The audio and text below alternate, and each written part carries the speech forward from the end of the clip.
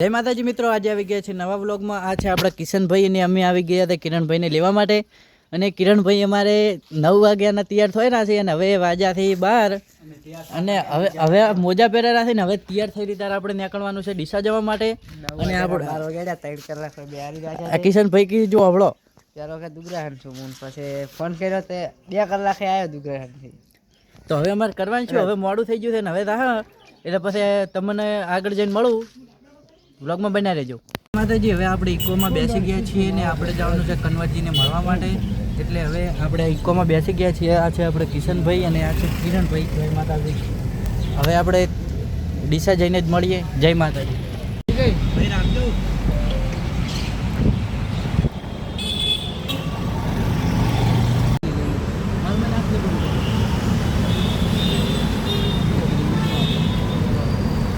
જય માતાજી. હવે આપણે આવી ગયા છીએ રામાપીના દર્શન કરવા માટે. તમે ઉપર દર્શન કરવું અને તમે પણ દર્શન કરો.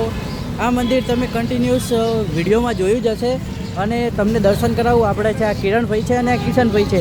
એટલે હવે આપણે જવાનું છે કન્વર્ટજીને મળવા માટે. એટલે તમે બ્લોગમાં કન્ટિન્યુઅસ બનાવી રહેજો. એટલે તમને તેમના ઘરને બધું બતાવીશું. એટલે બ્લોગમાં બન્યા રહેજો.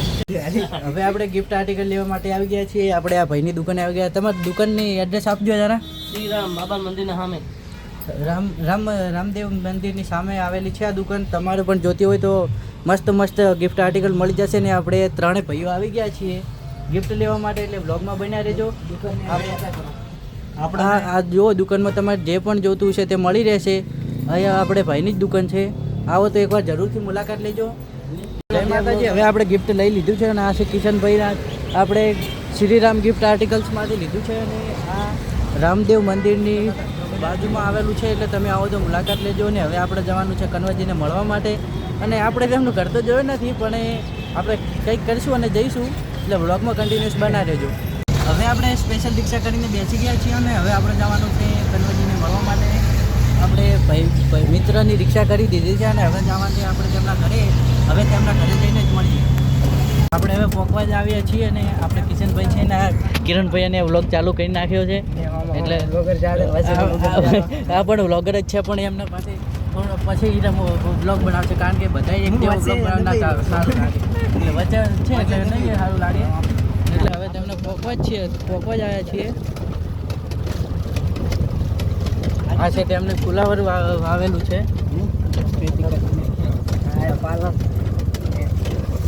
પેલી જો તેમની ફોર્ચ્યુનર દેખાઈ રહી છે. પેલી તેમની ફોર્ચ્યુનર પડી છે ને હવે આપણે આવી ગયા છીએ. તો પછી મળીએ. ગયા છીએ 3 મિત્રો.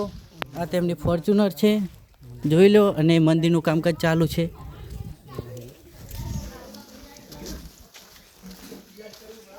આપણને પિનલબેનના મમ્મી મળી ગયા છે. મજામાં ઓફિસ છે, જોઈ લો. તમને પણ બતાવું.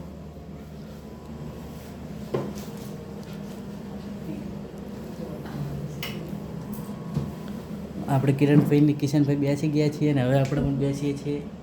તો બ્લોગમાં બન્યા રહેજો.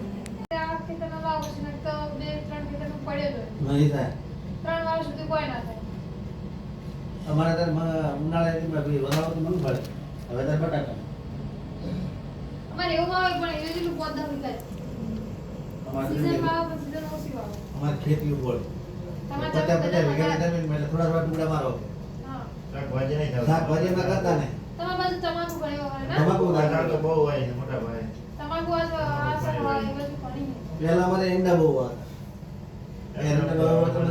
11 મહિના એંડા ઉભો રહે. લેક સીઝન આવે 2 સીઝન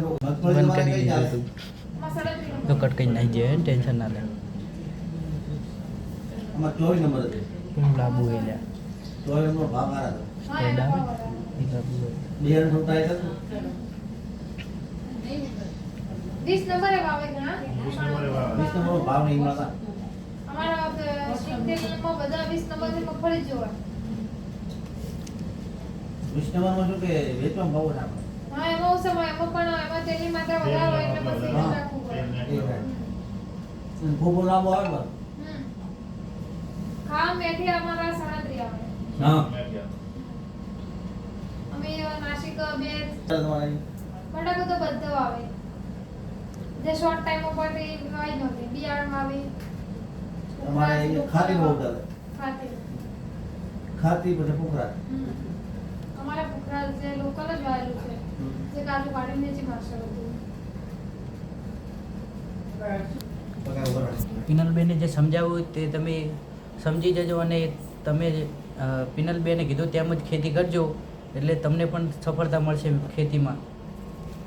આપણે બધા ભાઈઓ અને બહેનો બધા આવી ગયા છીએ મળવા માટે એટલે બ્લોગ કન્ટિન્યુઅસ બન્યા રહેજો. તમારે કોણ બોલે કે કોઈ એ કોઈ નક્કી ના આવે.